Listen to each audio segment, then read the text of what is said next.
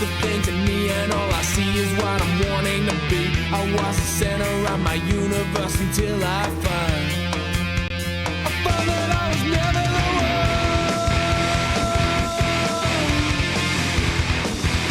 I found that I was never the one.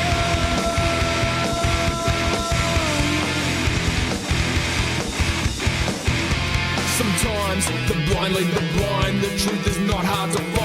See the signs, draw the line, yet still you'll be undermined. I was one of a kind until the sun left me blind, and now I finally find that I was never the one.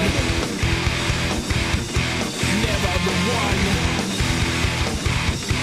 Never the one.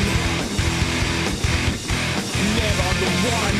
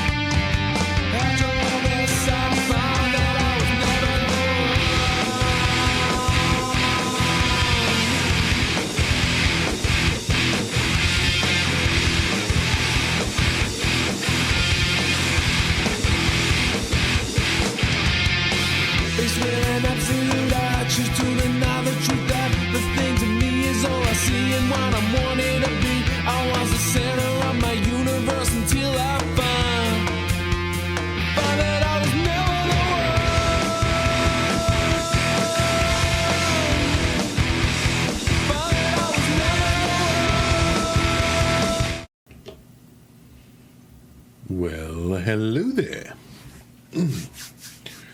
Welcome to another installment of The Wheel of Time. I'm your host, Epop.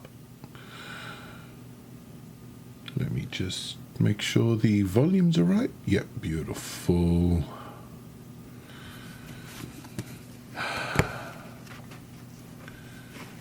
We are up to chapter 9, as you can see right there. So almost halfway through.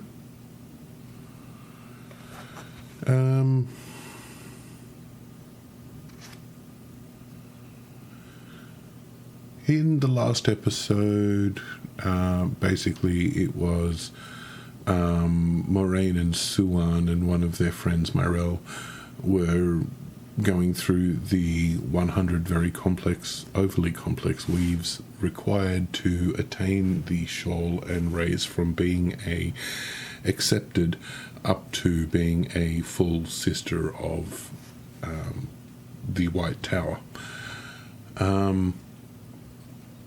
During this, one of the main antagonists, I don't know, one of the other people came along named Elida, who you do meet in the other books, and she turns out to be a interesting person. Barges into the room where they're doing the practice and basically beats Moraine using the power to interrupt her while she's studying and learning and trying to get the weaves down pat.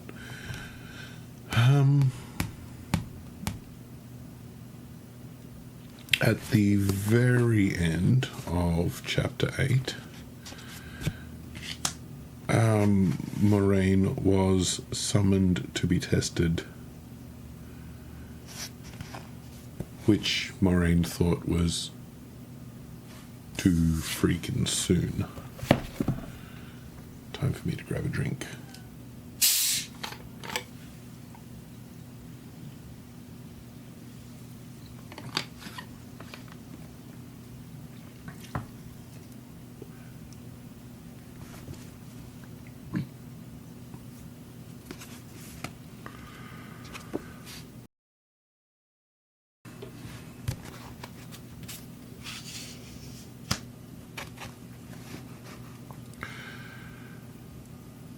Marine barely allowed time for a quick hug from Suan before leading Moraine away, and with every step the lump of ice in Moraine's middle grew. She was not ready.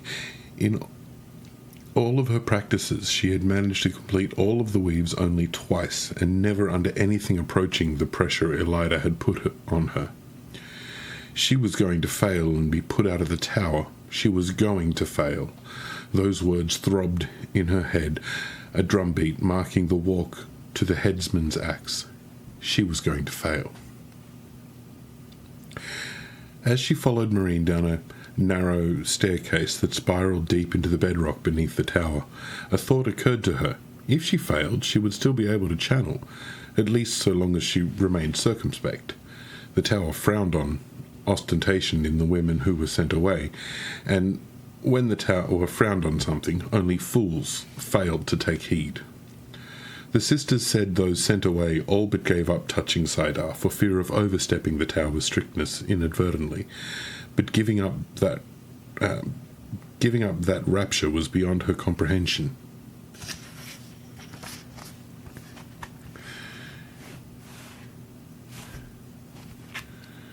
Let me...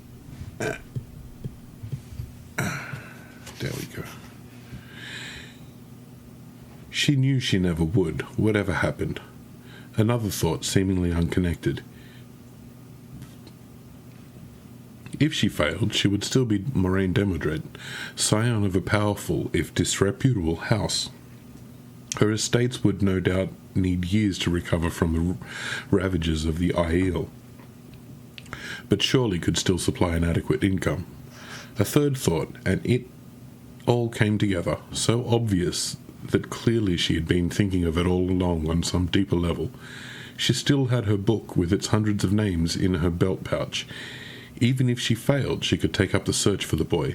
That carried dangers, of course. The tower more than merely disliked outsiders meddling in its affairs, and she would be an outsider then. Rulers had learned bitter regret for interfering where the tower planned. How much worse for a young exile, however powerful her house. No matter. What would be, would be. The wheel weaves as the wheel wills, she murmured, earning a sharp look from Marine. The ritual was far from complex, but it must be adhered to.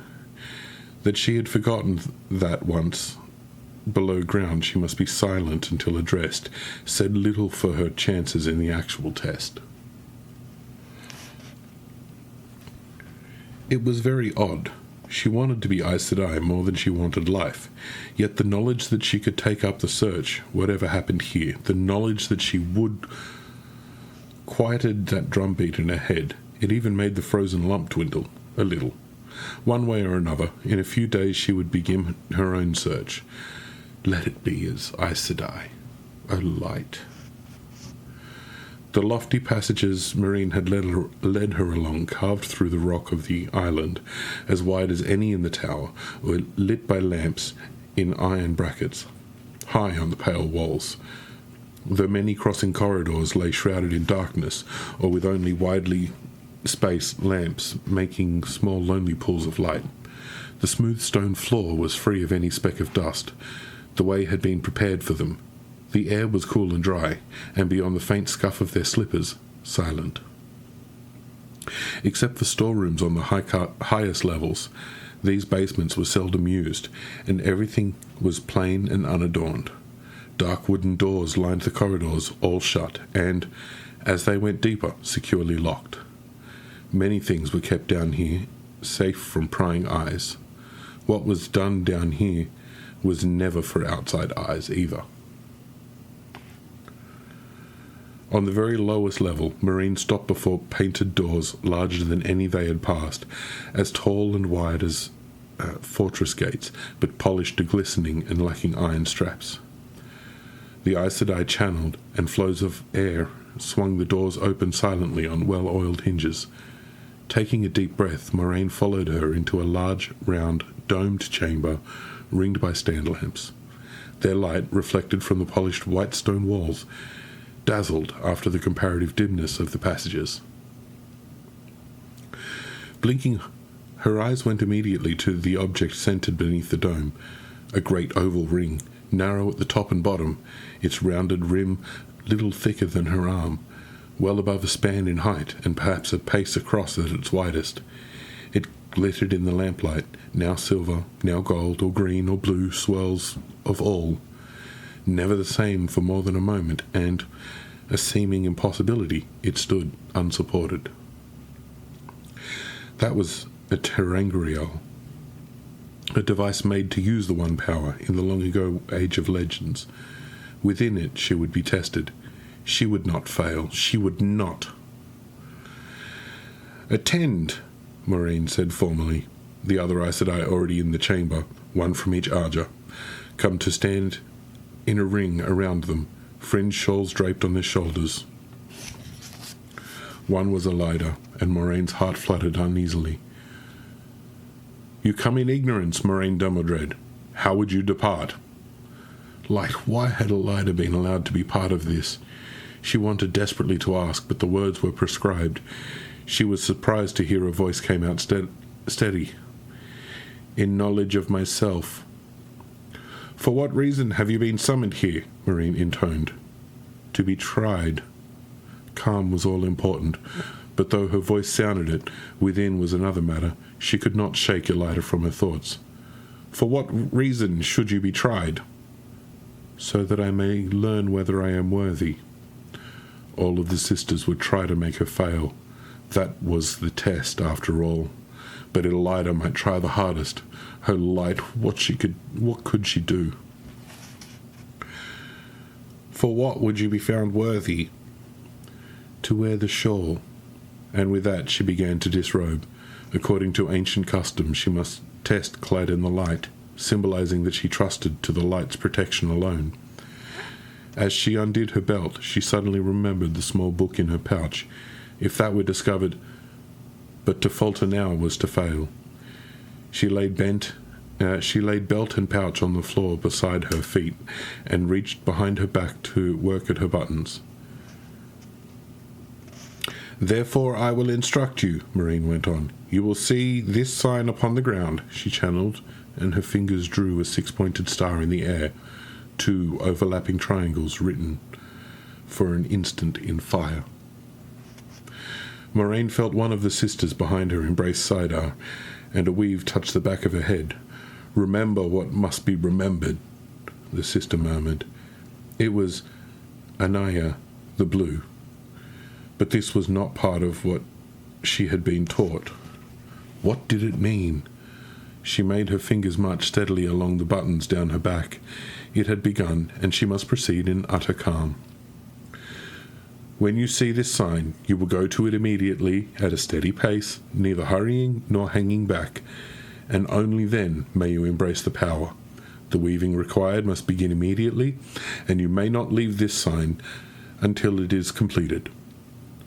"Remember what must be remembered," Anaya murmured. "When the weave is complete, you will see that sign again, marking the way you must go. Again, at a steady pace, without hesitation. Remember what must be remembered. 100 times you will weave, in the order you have been given, and in perfect composure. Remember what must be remembered," Anaya murmured for a final time, and Moiraine felt the weaving settle into her, as much as healing did. All of the sisters save Moiraine moved away and formed a circle around the terangrial. Kneeling on the stone floor, each embraced Sidar. Surrounded by the light of the power, they channeled, and the colour shifting of the oval ring increased in speed until it flashed like a kaleidoscope attached to a mill wheel. All of the 5 powers they wove, in a complexity nearly as great as anything required in the test, every sister concentrating on her task. No, not true, not completely. Elida glanced away, and her gaze was stern and heated when it touched Moiraine, a red-hot awl fit to bore into her skull. She wanted to wet her lips, yet perfect composure meant exactly that. Protection of the light or no, removing her clothes in front of so many was not easy. But most of the sisters were now concentrating on the terangrial. Only Moiraine was watching her now, watching for hesitation, for a break in her outward serenity. It was begun, and a break now brought failure. Yet it was just outward calm, a mask of smooth features that carried no deeper than her skin.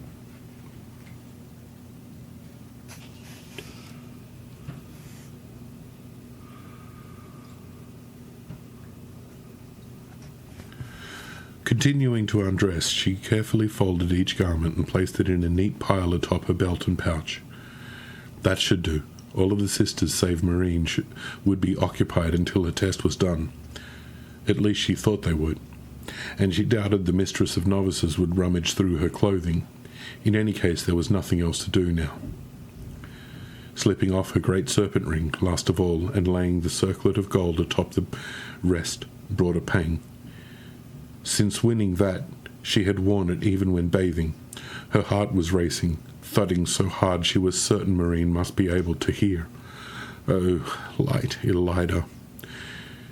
She would have to be very wary. The woman knew how to break her. She must watch and be ready.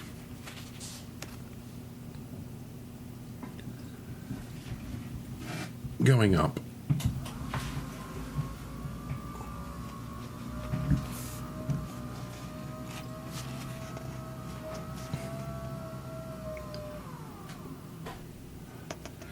After that, she could only stand and wait.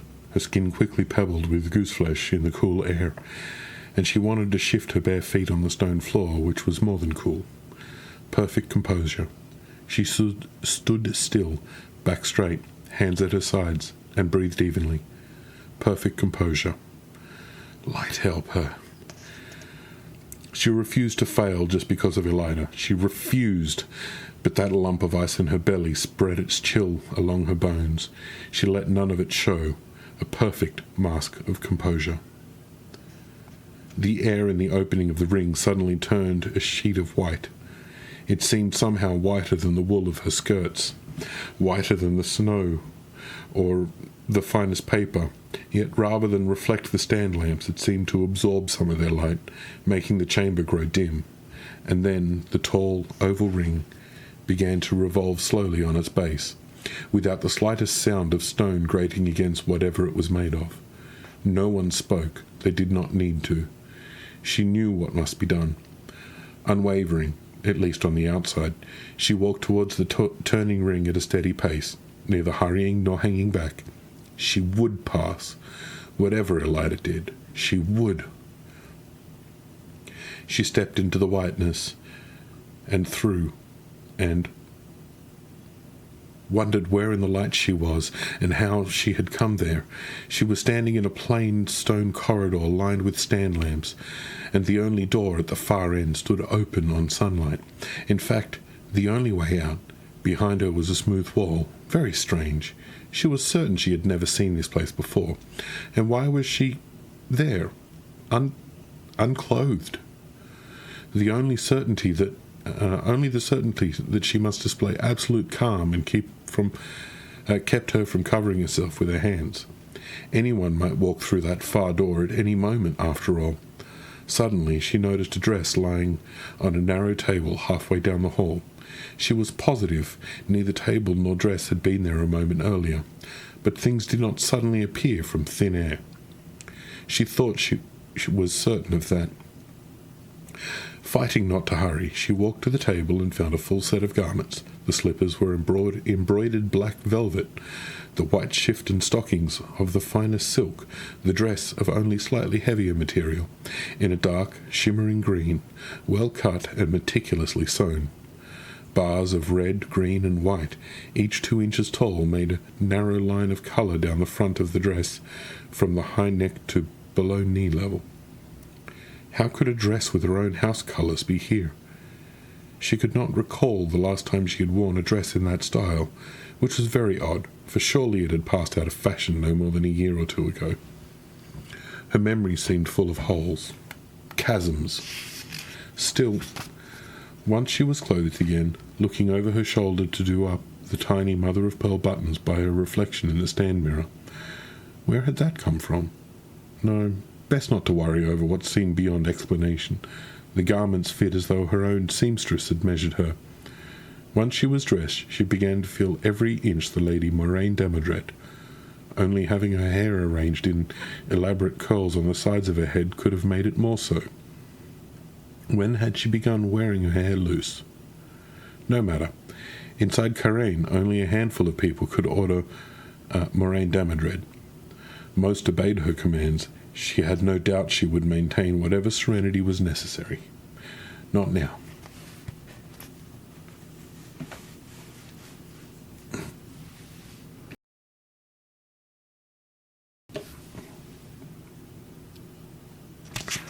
The door at the end of the hallway opened onto a large circular courtyard surrounded by tall brick arches supporting a columned walk. Gilded spires and domes suggested a palace, yet there was no one in sight. All lay silent and still beneath the clear spring sky. Spring, or a cool summer day, perhaps. She could not even remember what time of year it was, but she remembered who she was, the Lady Moraine, who had been raised in the Sun Palace, and that was sufficient. She paused only long enough to locate the six-pointed star made of polished brass set in the paving stones in the centre of the courtyard, and gathering her skirts, stepped outside. She moved as one born in a palace, head high, unhurrying. At her second step, the dress vanished, leaving her in her shift. That was impossible. By force of will, she continued her regal walk, serene, confident. 2 more steps, and her shift melted away. By the time the silk stockings and lace garters went halfway to the shiny brass star, they seemed a grievous loss. That made no sense, but at least they had been some covering. A steady pace, serene and confident. Three men strolled out from one of the brick arches, bulky, unshaven fellows in rough woven coats, the sort who wasted their days drinking in taverns or the common rooms of inns, certainly not men who would be allowed to wander inside a palace. Colour touched her cheeks even before they noticed her and began leering, ogling her. Anger flashed in her, and she suppressed it. Serenity, a steady movement, neither hurrying nor hanging back. It had to be so. She did not know why, only that it must be. One of the men raked his fingers.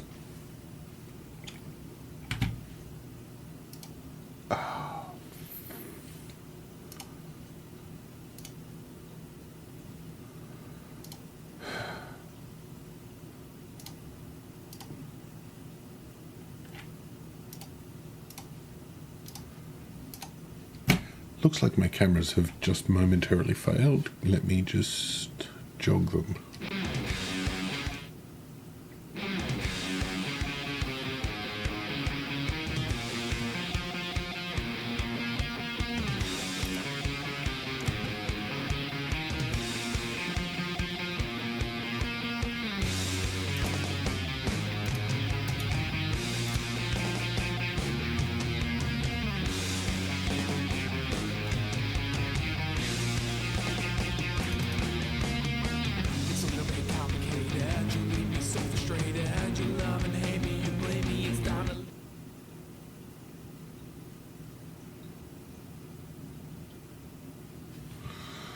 Alright, so my preview is messed up.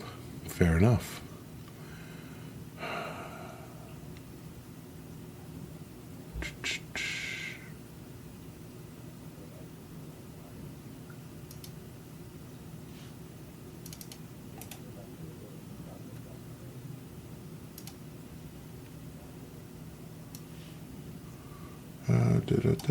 Give me just a moment. I'm putting another overlay over the top of the preview because that one works.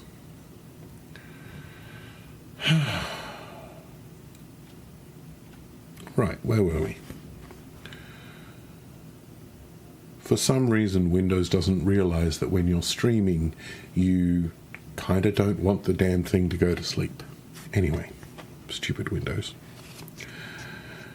The door at the end of the hallway opened into one of the men, there we go, had to be so. She did not know why, only that it must be. One of the men raked his fingers through his greasy hair as though to straighten it, making a greater mess in the process. Another straightened his ragged cloak. They began sauntering towards her, oily smirks twisting their faces. She had no fear of them, just the burning consciousness that these ruffians were seeing her without a stitch, without a single stitch. Yet she dared not channel until she reached the star, utter calm and a steady pace. Deep-buried anger twitched and strained, but she held it down. Her foot touched the brass star, and she wanted to gasp with relief. Instead, she turned to face the three louts, and embracing Sidar, channeled air in the required weave. A solid wall of air, 3 paces high, flashed into being around them, and she tied it off. That was allowed. It rang with the sound of steel when one of them struck it. There was a 6-pointed star gleaming in the brickwork at the top of the very arch the men had come out of. She was certain it had not been there earlier, yet it certainly was now. Walking at a steady pace became difficult, passing the wall of air, but she was glad she still held the power. By the curses and shouts she could hear from inside it, the men were attempting to climb out by scrambling atop one another's shoulders. Again, she was not afraid of them, just of them seeing her naked again. Colour strained her cheeks once more. It was very hard not to pick up her step, but she concentrated on that, on keeping her face smooth and unruffled, however red. Stepping through the arch, she turned, ready in case they... Light, where was she? And why was she unclothed? Why was she holding cider? She released it uneasily as well as reluctantly. She knew she had completed the first weave of 100 that she must make, out there in that empty courtyard. She knew that much and no more, except that she must go on. Luckily, a set of garments lay on the floor just inside the arch. They were rough wool and thick, the stockings scratchy, yet they fit as though made for her. Even the heavy leather shoes, ugly things, but she put them on. It was very strange, given what had seemed a palace courtyard laid behind her. But the doorless corridor she walked along was rough-dressed stone, lit by lamps set in iron brackets high on the walls, more suited to a fortress than a palace. It was not entirely doorless, of course. It could not be. She had to go on, and that meant she had to go somewhere. Even odder than the corridor was that of the lone doorway at the far end revealed.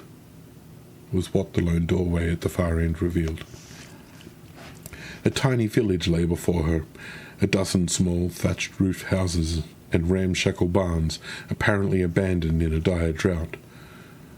Warped doors creaked on their hinges as the wind blew them,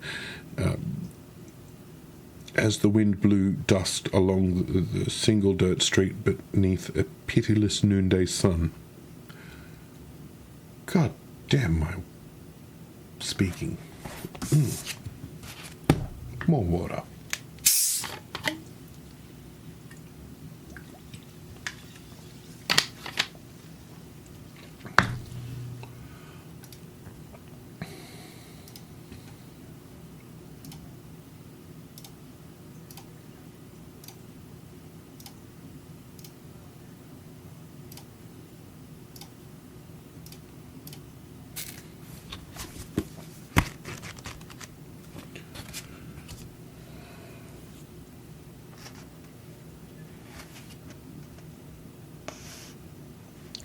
The heat struck her like a hammer, drenching her in sweat before she had gone 10 paces. She was suddenly glad for the stout shoes. The ground was rocky, and might well have burned her in slippers. The stone well stood in the middle of what might have once been called the village green, a patch of dried dirt with scattered tufts of desiccated grass. On the cracked green tiles that made a rim around the well, where once men and women had stood to draw out water, someone had painted a six-pointed star in red paint, now faded pale and chipped. As soon as she stepped onto that star, she began to channel air and fire, then earth, and as far as she could see lay parched fields and twisted bare-branched trees. Nothing moved in that landscape. How had she come here? However it had happened, she wanted to be away from this dead place. Suddenly she was ensnared in black-claw bushes, the dark inch-long thorns driving through her woolens, prickling her cheeks, her scalp. She did not bother with thinking it was impossible. She just wanted out. Every piercing burned, and she could feel blood trickling from some. Calm, she must display complete calm. Unable to move her head, she tried to feel for a way to pull at least a few of the tangled brown branches away, and very nearly gasped as sharp points dug into her flesh. Fresh blood dribbled down her arms. Calm, she could channel other weaves than what was required, but how to get rid of these cursed thorns? Fire was useless. The bushes looked dry as tinder, and burning them would envelop her in flames too. She continued weaving while she thought. Of course. Spirit, then air. Spirit followed by earth and air together. Air, then spirit and water. How you doing, Billy? Welcome in, mate. Something moved on one of the branches, a small dark shape on 8 legs. A memory drifted up from somewhere, and her breath caught in spite of herself. Keeping her face smooth strained her abilities to the utmost. The death's head spider came from the Aiel waste. How did she know that? Its name came from more than the grey marking on its back that resembled a human skull. 1 bite could sicken a strong man for days. 2 could kill him. Still weaving the useless snarl of the 5 powers, why would she want to weave such a thing? But she must. Still weaving, she deftly divided the flows and touched the spider with a tiny but very intricate weave of fire. The thing flashed to ash so quickly it did not so much as scorch the branch. It would not take much to set the bushes alight, but she could feel relief, however. Before she could feel relief, however, she spotted another spider crawling towards her, and killed it with a small weave, and then another and another. Light, how many were there? Her eyes, the only part of her that could move, searched hurriedly, and almost everywhere they lit, she found another death's head crawling towards her. Every one she saw she killed, but how many were where her eyes could not find them, begged the question. How many were below her sight, or behind her? Calm. Burning spiders as rapidly as she could locate them, she began to weave faster at that great useless lump. In several places, thin tendrils of smoke rose from blackened spots on the branches. Holding her face in a smooth, frozen mask, she wove faster and faster. Dozens more spiders died, and more tendrils of smoke rose, some thicker. Once the first flame showed, it would spread like the wind. Faster, faster. The last threads fell into place in the worthless weave, and as soon as she stopped weaving, the black-clawed bushes vanished. They were just simply gone. The thorn pricks were not, but they hardly concerned her right then. She very much wanted to scramble out of her clothes and shake them out thoroughly using flows of air. The spiders on the bushes had disappeared with the bushes, but what about any that might have crawled onto her dress, or inside it? Instead, she searched for another 6-pointed star and found it carved above the door of one of the thatch-roofed houses. Once inside, she could search her clothing. Calmly, she stepped through into pitch blackness.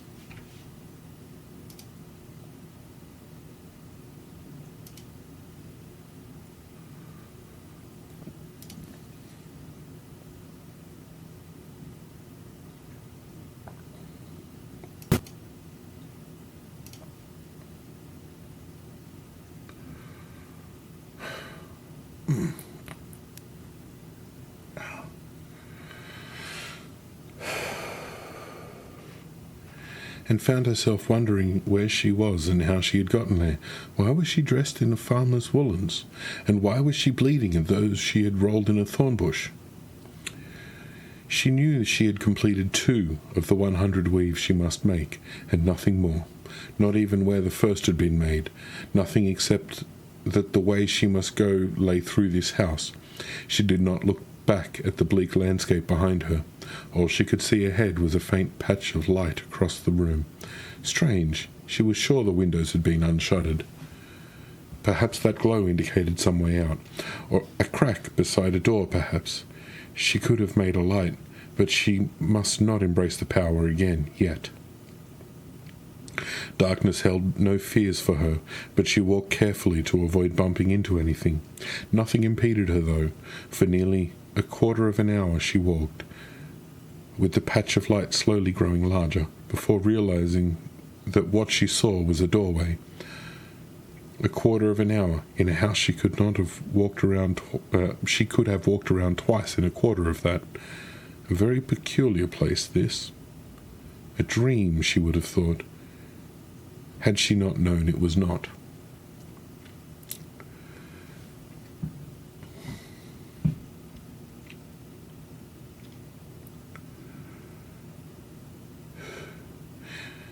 It took almost as long again to reach the doorway, which opened into a scene as strange as that long walk, a solid wall of massive stones, 5 paces high and 30 on a side, surrounded a stone-paved square, but she saw nothing beyond it, not one building, not a tree.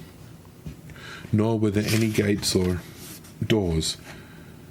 The one she had come out of was gone when she glanced back, a very casual glance, with a face holding its mask of calm, as though it were carved. The air was moist and spring-like, the sky bright and clear save for a few drifting white clouds, yet that failed to dent the ominous feel of the place. The 6-pointed star, a span across, was carved into the centre of the square, and she walked towards it as close to quickly as she dared. Just before she reached it, a massive form in spiked mail pulled itself up on the wall and dropped down inside. It was as tall as an ogier, but no amount of squinting could make it seem human, though the body was human in form. A wolf's jaws and twitching ears made a horror of a face, otherwise that of a man. She had seen drawings of Trollocs, but never before one in the flesh, shadow spawn born of the war that ended the Age of Legends, servants of the Dark One. Trollocs inhabited the shadow-corrupted blight along the borderlands. Could she be in the blight? Her blood chilled at the thought. Behind her she heard the thud of boots landing heavily, and of hooves. Not all Trollocs had human feet. The wolf-muzzled creature drew a huge scythe-curved sword that had been hanging on its back and began to run at her. Light, the thing was fast. She heard more running feet, running hooves. More Trollocs dropped over the wall ahead of her, faces merged with eagles' beaks and boars' tusked snouts. One more step and she was on the star. Straight away she embraced Sidar and began to weave. The required weave first, but as soon as the first strands of air, earth, and spirit were laid down, she divided her flows, making a second weave and a third of fire. There were a number of ways to produce balls of fire, and she chose the simplest. Throwing with both hands, she hurled them at the nearest Trollocs and spun, still weaving fire. She had to pause in the more important weave, but so long as she was quick enough. Light, there were a dozen Trollocs in the square with her, and more climbing over the walls. With both hands she threw as fast as she could weave, aiming for those closest, and where her fireballs struck they exploded, decapitating a creature with a ram's snout and horns, blowing a goat-horned Trolloc in 2, ripping off legs. She felt no pity. Trollocs took human prisoners only for food. Completing her spin, she was just in time to catch the major weave on the point of collapse, just in time to hurl balls of fire that removed an eagle-beaked head only paces away, and half the torso of a wolf-muzzled Trolloc that staggered across the edge of the star before toppling in a lifeless sprawl. It was not going to work. There were too many Trollocs, with more crossing the walls. All the while she could not neglect the important weave, even spinning as quickly as she could. There had to be a way. She would not fail. Somehow, the thought of being killed and eaten by a Trolloc never entered into it. She would not fail. That was the whole. Abruptly, the way came to her, and she smiled and began to hum the quickest court dance that she knew. Perhaps the way, a chance, in any case. The rapid steps took her around the rim of the star, without ever requiring her to lose sight of the weave she had to complete above all else. After all, however quickly her feet moved, what could be more serene than a court dance, with her face properly smooth, as though she were dancing in the Sun Palace? She wove the 5 powers as fast as she could, faster than she had ever woven before, she was certain. In some way the dancing helped, and the intricate weave began to take shape like the finest Medina lace. Dancing, she wove, hurling fire with both hands, killing shadow spawn with both hands. Sometimes they came so close that their blood spattered on her face. Sometimes so close that she had to dance out of their way as they fell, dance away from their down-curving swords, but she ignored the blood and danced. The final weave fell into place, and she let the whole thing evaporate, but there were still Trollocs in the square. A quick step took her to the centre of the star, where she danced in a tiny circle, back to back with an imaginary partner. Working 3 separate weaves at once had left her exhausted, but she summoned the strength to manage 3 again. Dancing, she hurled fire and cold lightning from the sky, harrowing the square with explosions. At last, nothing moved except for her, dancing. She circled 3 more times before she realized it and stopped humming. There was an archway in the wall now, a shadowed opening with the star carved above it. Her heart turned to ice, an archway that led out to where the Trollocs had come from, into the Blight. Only madmen entered the Blight willingly. Gathering her rough skirts, she made herself cross that charnel square towards the gate. It was the way she had to go.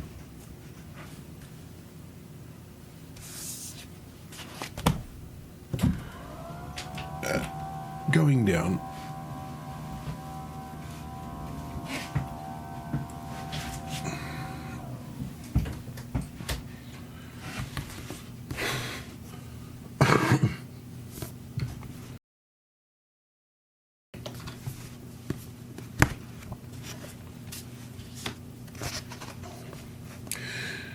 Chapter 10.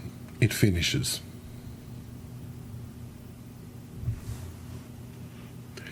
"99 weaves, she found the 6-pointed star, laid out in round river stones amid the towering dunes of a desert where the heat made her light-headed and sucked the moisture from her skin before sweat had time to form.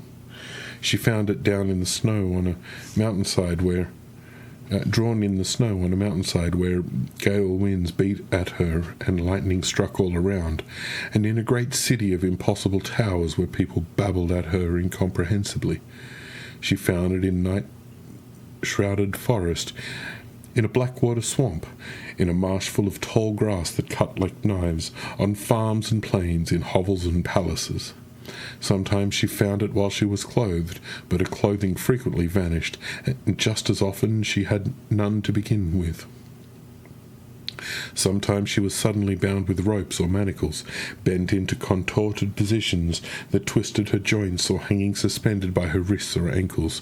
She faced poisonous serpents and toothed water lizards 3 spans long, rampaging wild boars and hunting lions, hungry leopards and stampeding herds of wild cattle. She was stung by hornets and ground wasps, bitten by swarms of ants and horseflies, and insects she did not recognize. Mobs carrying torches tried to drag her away for burning, white cloaks to hang her, robbers to stab her, footpads to strangle her, and every time she forgot and wondered how she had gotten a slash across her cheek, or what had to be a sword cut along her ribs, 3 gouges down her back that must have come from claws, other wounds and injuries and bruises that left her bleeding, limping. And she was weary, oh so weary, down to the bone, more than channeling even 99 weaves could explain. Perhaps her wounds did. 99 weaves.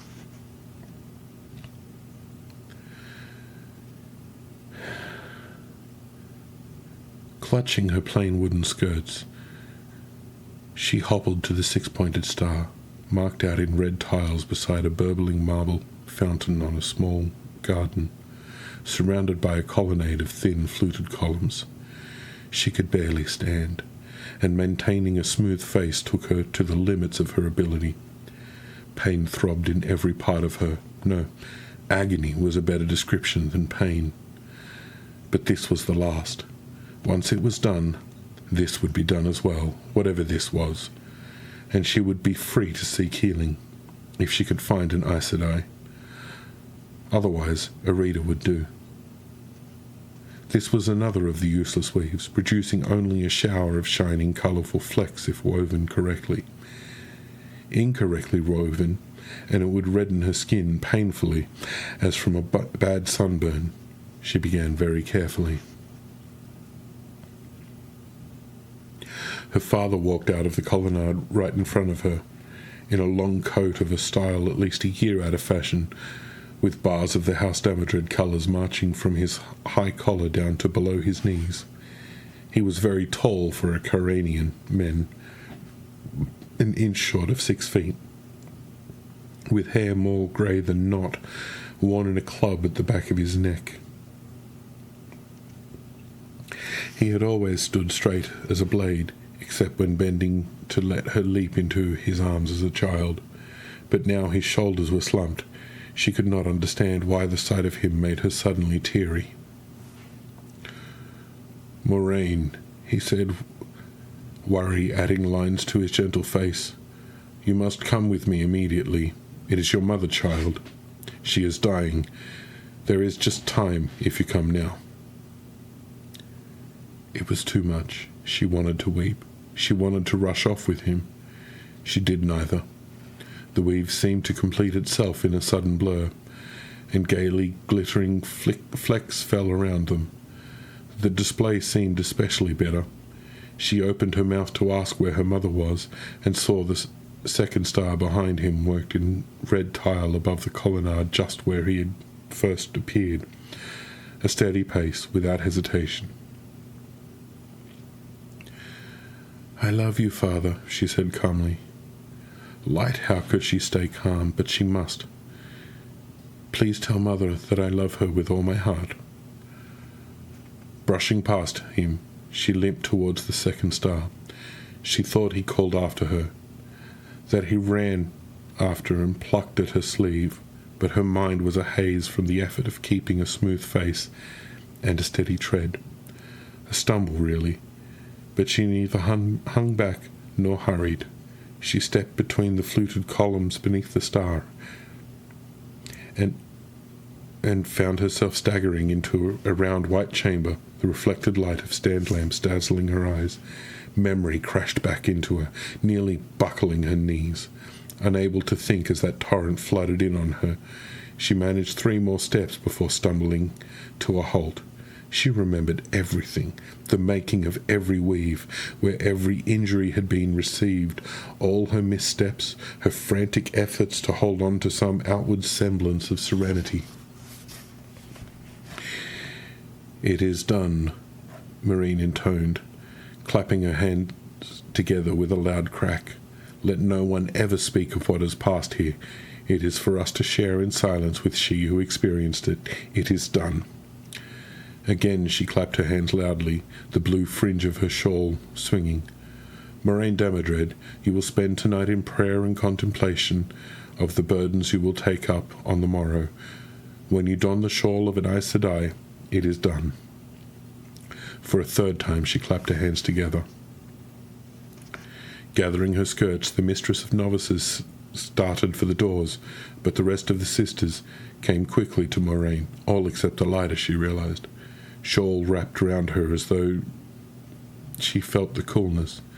Elida was leaving with Marine. "Will you accept healing, child?" Anaya asked. A hand taller than Moraine, her plain features nearly overwhelmed agelessness, and made her look more a farmer than an Aes Sedai, despite her finely cut blue woolens with their intricate embroidery on the sleeves. "I don't know why I ask.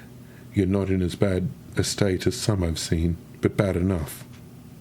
I passed? She said in amazement. If blushes counted as breaking calm, no one would ever reach the shawl, Anaya replied, adjusting her own with a laugh.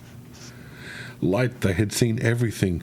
Of course they would have to, but she remembered a stunningly handsome man who had snatched her up and began kissing her quite thoroughly just as she started the 43rd weave, and her face reddened. They had seen that. You really should heal the child before she falls over, Anaya, Verin said.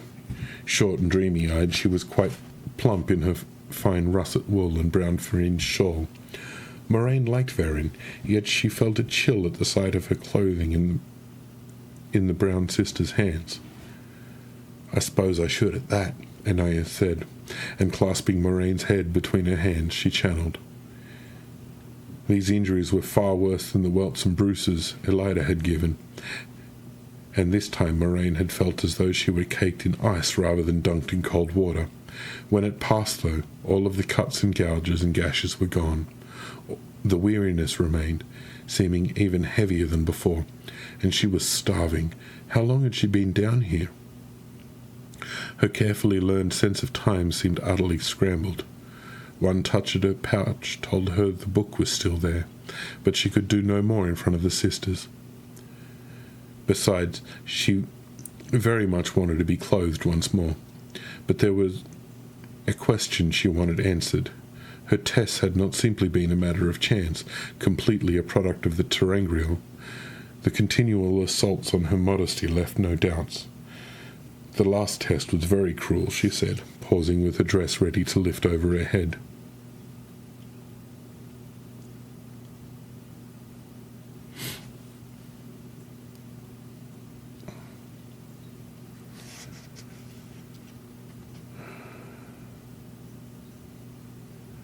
Pausing to watch their faces. It is not to be spoken of, however cruel, Anaya said firmly. Not ever, to anyone. But Yuan, a slim yellow, half glanced towards the door, displeasure in her grey eyes. So Marine had been no part of the test. Elida had tried to make her fail, and harder than anyone else, or the Araphellan sister would not have disapproved. So the other three sisters went on their way, but Anaya and Verin escorted her back above ground, using a different route than she had come down by.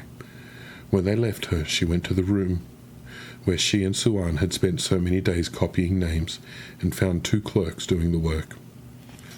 Harassed-looking women who were none too pleased to be interrupted with questions about an accepted of whom they knew nothing. Could it be? Oh, light, could it? She hurried to the accepted quarters, and was 3 times called down for it by sisters. She was still only accepted until tomorrow.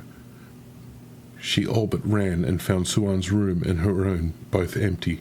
Some of the name-taking excursions were ending earlier now, and it was well past midday, so she had searched through the other rooms until she found Sheriam and Myrelle sitting before the fire in Myrelle's room, where the small rug had been a ragged red fringe, and the wash basin and pitcher were blue.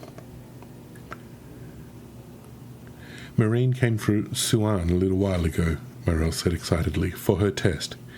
Did you pass? Sheriam asked. Yes, she replied, and felt a touch of sadness at the sudden withdrawal in their faces. They even stood, hands going to skirts, almost making to curtsy. A gulf had opened between them. She was still accepted until tomorrow, but friendship was at an end. Until they also gained the shawl.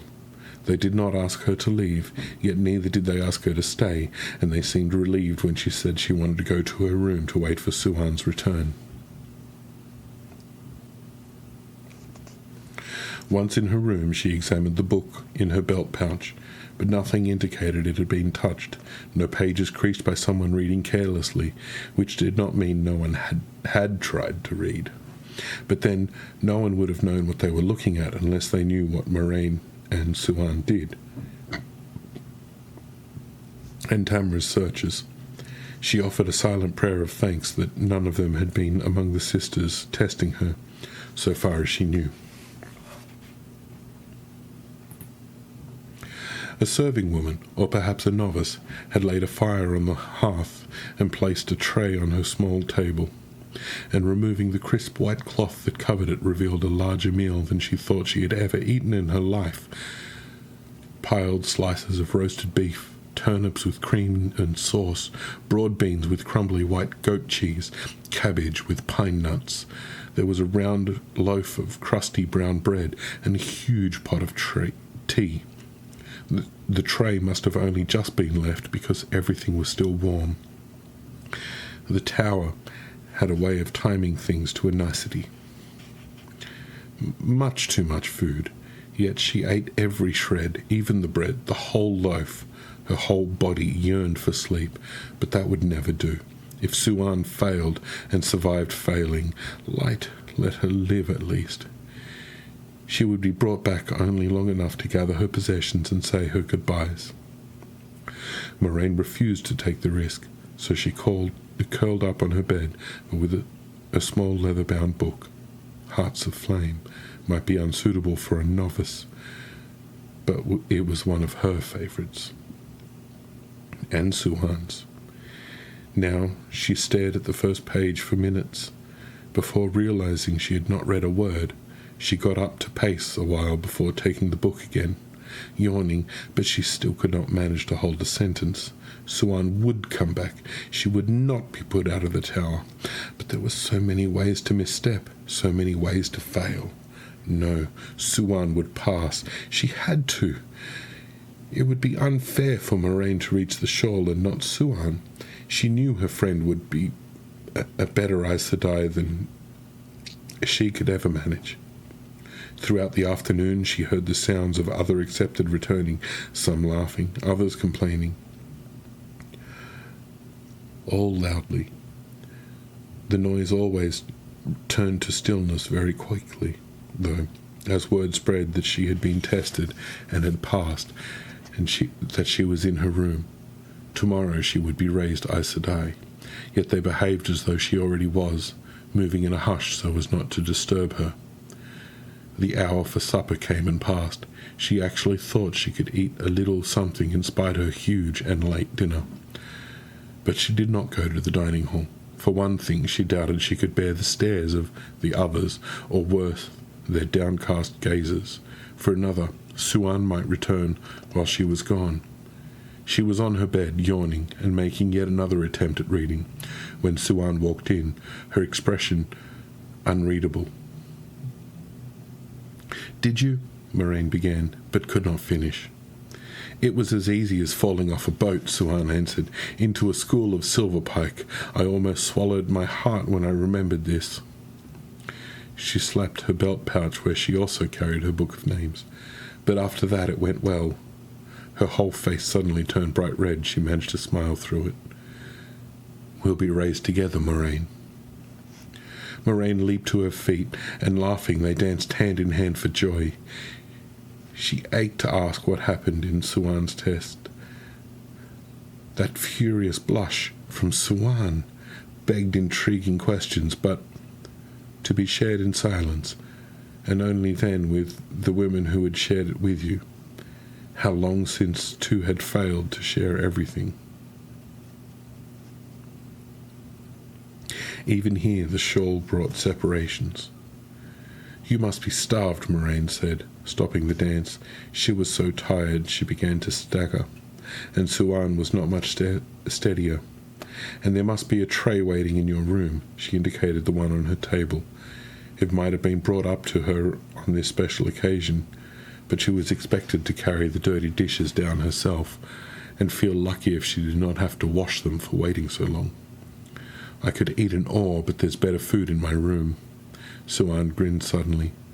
"I got 6 mice from one of the grooms this morning." "We're practically sisters," Moraine protested. "We cannot put mice in someone's bed."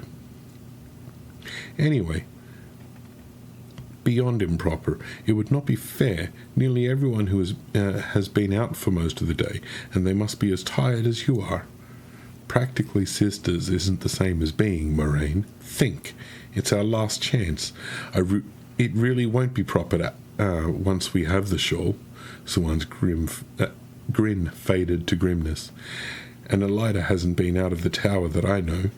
My small repayment for those beatings, Moraine. We owe her. We owe her. Moraine drew breath. Without Elida, she might never have practiced trying to weave faster, and without that, she might well have failed. But she suspected her father had not been Elida's only special addition to her test. Too often, her weaknesses had been laid bare by someone who knew them particularly well. The woman had tried to make her fail. Only after you've eaten, she said.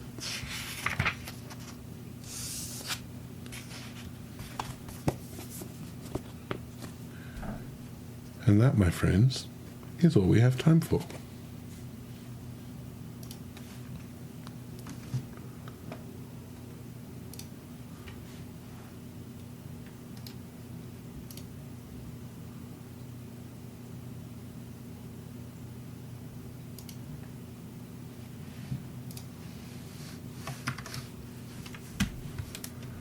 Let's go hang out with a friend.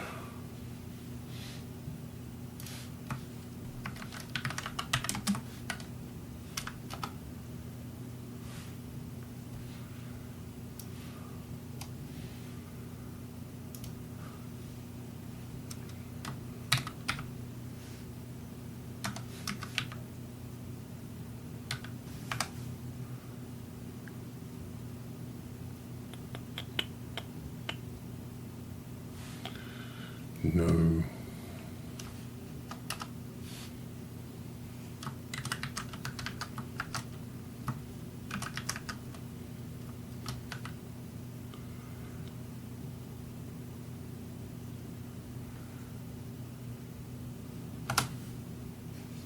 Let's go there.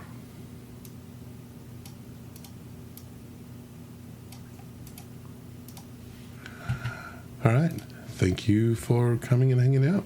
And have yourselves a wonderful day. And don't forget to love. Don't forget that you are awesome. And I look forward to hanging out with you guys again another time. Blessings and love and all of that stuff on all of you.